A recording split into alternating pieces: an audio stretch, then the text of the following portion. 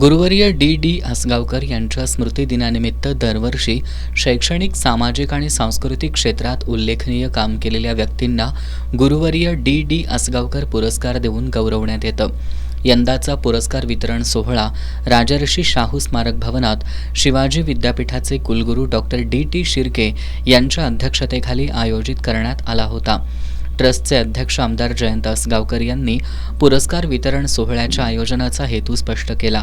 त्यानंतर कर्मवीर विठ्ठलरामजी शिंदे शिक्षण संस्था गडहिंग्लज या संस्थेबरोबरच प्राध्यापक डॉक्टर गोविंद कोळेकर, श्रेणिक पाटील, मंजुषा रावळ, संजय कुंभार, रमेश देसाई, जयसिंग पाटील, महादेव शिवनगेकर, अस्मिता पाटील, सुनील ढोकरे, अलका पाटील, प्रदीप पाटील, कृष्णा निंबाळकर, विजयकुमार गावडे, संजय पाटील, अमृत देसाई या सर्वांचा आमदार सतेज पाटील आणि कुलगुरू डॉक्टर डी शिर्के यांच्या हस्ते पुरस्कारांनी सन्मानित करण्यात आलं.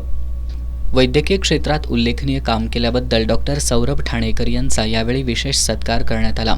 यावेळी बोलताना आमदार सतेज पाटील यांनी गुरुवर्य डी आसगावकर यांच्या शैक्षणिक क्षेत्रातील योगदानाचा गौरवपूर्ण उल्लेख करत नवीन शैक्षणिक धोरणाच्या पार्श्वभूमीवर शिक्षकांनी नवीन तंत्रज्ञान आत्मसात करणं गरजेचं असल्याचं सांगितलं. खरी वस्तुस्थिती माहिती घेणं हे आजच्या 21व्या शतकामध्ये अत्यंत चॅलेंजिंग असं काम त्या ठिकाणी आहे.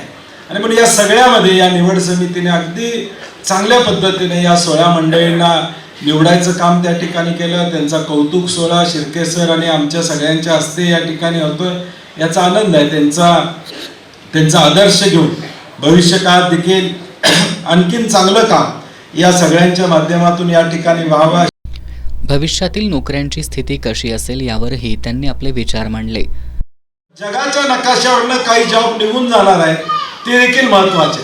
कॅशियर हा जॉब जगाच्या नकाशावरनं देखील जाणार आहे. तिकीट देणारा माणूस हा जगाच्या नकाशावरनं जाणार आहे, कारण की ऑनलाईन तिकीट झालं. अकाउंटंट हा अकाउंटंटची संख्या आता 1% या ठिकाणी येणार आहे.